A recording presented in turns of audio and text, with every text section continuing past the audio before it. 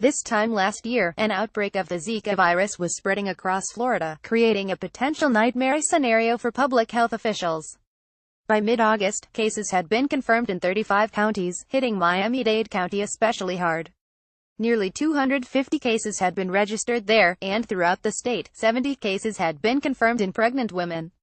The outbreak prompted the Centers for Disease Control and Prevention (CDC) to issue a travel advisory for pregnant women who are planning to travel to Florida. By the end of last summer, Zika had spread across the country with cases documented in every state except Alaska. This year, Zika is posing another kind of threat in Florida. While the overall number of cases has dropped considerably, the virus has spread in a different and dangerous way. Earlier this month, the Florida Department of Health confirmed its first case of Zika spread by sexual contact. While doctors and public health officials have long been aware of the risk of sexual transmission, and there have been a handful of documented cases sprinkled throughout the U.S., it's imperative that we remind the public of this risk. Here's why Zika is most commonly spread by mosquitoes, which affords us certain protections. First, public health officials can take measures to control mosquito populations at the city and country level. Timely and targeted spraying of pesticides can dramatically cut down on the adult population of mosquitoes in a given area. We can also take personal measures of protection.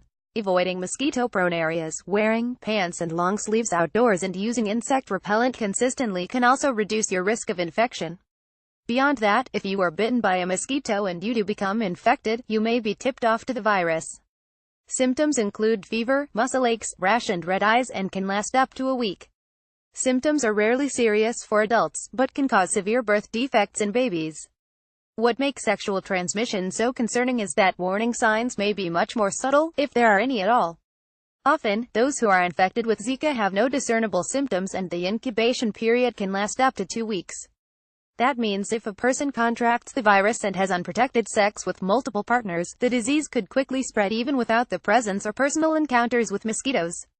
The situation may be even worse for couples who are trying to have a child. Their risks are especially high for a number of reasons. Either the man or woman may be infected and not know it. Their desire to become pregnant, obviously, necessitates unprotected sex, and, should they conceive a child, the baby's well-being could be in jeopardy. For all those reasons, infection through sexual transmission poses a new set of problems for the public. So, how do you protect yourself? The best way is to avoid areas where the Zika virus is active. If you are traveling within the United States or abroad, the CDC has maps identifying areas of concern. If you are a woman who is pregnant or trying to become pregnant and have traveled to an area with active transmission of Zika virus, or had sex with a partner who lived or traveled to these areas, you should be tested if you develop symptoms of Zika or if there are abnormalities in an ultrasound that raises that concern. Routine testing of pregnant women is not recommended, although the test is available and some doctors may recommend it on an individual basis. Men who are infected with Zika or who traveled to an endemic area should use barrier precautions during sexual intercourse with his partner for 6 months or during the entire pregnancy if that is the situation. In the case of a woman that becomes infected or traveled to a Zika-infected area, it is recommended to postpone pregnancy for at least 8 weeks.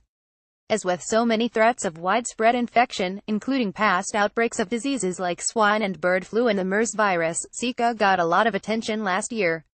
It was still relatively new to the United States, and because we were beginning to see firsthand its devastating consequences in babies born with severe birth defects, the threat was taken seriously. This year, as is often the case, the hype has died down and perhaps we have come a bit complacent when it comes to Zika. But the diagnosis of cases spread through sexual contact should remind us that we cannot let our guard down and assume the risk is gone. This message is especially important to couples trying to conceive, who may be putting their baby at considerable risk without ever knowing it.